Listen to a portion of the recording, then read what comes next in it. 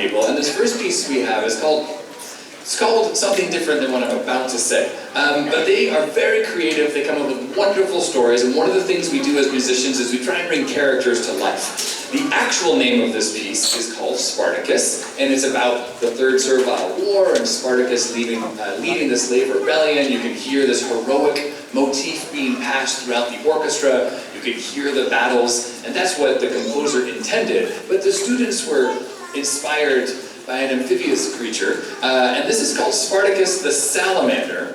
And this was created by some of our 5th graders working together to have a story for you this evening. In the beginning of the first 10 measures, our story begins with a salamander. His name is Bald Salamander, but we need to call him Spartacus for some weird copyright reasons. Laws of Yummy Salamanders has emailed us on their behalf. Measures 11 to 17. Anyway, the Roman salamanders decided to attack Spartacus' home because they were bored. They trampled over their village, taking all the cake. Measures 18 to 27. Salamanders ran away afraid that the Romans would harm them, but Spartacus skipped onto a rock and began to speak. "We are not chickens, we are salamanders. We will take back our home. You know why? Because, well, we are cool." Measures 28 to 30. As the Romans saw the salamanders run back to their homes, they run towards them with weapons in possession. Measures 31 to 33. The battle has begun. As they fought, the salamander spectators watched on the side, but they soon started crying because they left their popcorn at home. The salamander spectators happened to go by the name of Audrey and Avery. Measures 34 to 49. The fight continued. Salamanders yelled, rocks were tumbling, coconuts were falling. Well-known Roman tree. And Spartacus and his village didn't give up. In measures 50 to 65, you'll hear the music become more positive. But things didn't look good for Spartacus. 3/4 of his village was defeated. All seemed lost. Soon, he was knocked to the ground, unconscious. It seems the Romans had taken over. Measures 66 to 64. The Romans celebrated their victory and ate all the cake and played Animal Crossing. Measures 70 to 80. Spartacus wakes up and saw the Romans running around his village. He slowly rose up from the ground, picked up his weapon. His weapon was a lemon. The Romans saw him arise, charged towards him, and out of anger, Spartacus fought all of the Romans. And little by little, the Romans were to fall to the ground. Although little Spartacus was mighty, he was too much for him. He raised his lemon in the air and said, "I call upon the mayo sausage lord." And all of a sudden, the Roman soldiers dropped to the ground, and the sun came out. 100% makes sense. 81 to 82, Spartacus and his village celebrates their victory. A salamander named Brian Balmages wrote a song about this very day, Bald Salamander Spartacus. He was a hero, and finally got a brand new proper nickname, Baldicus.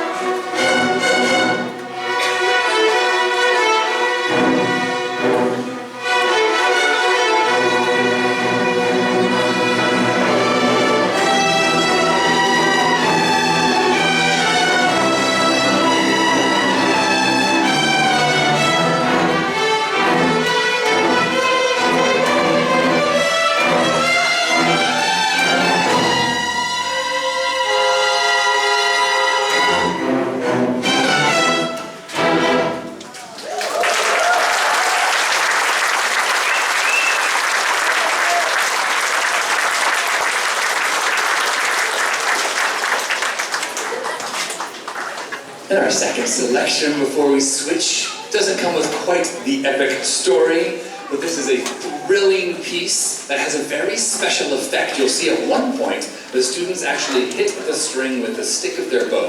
It's called kolenio.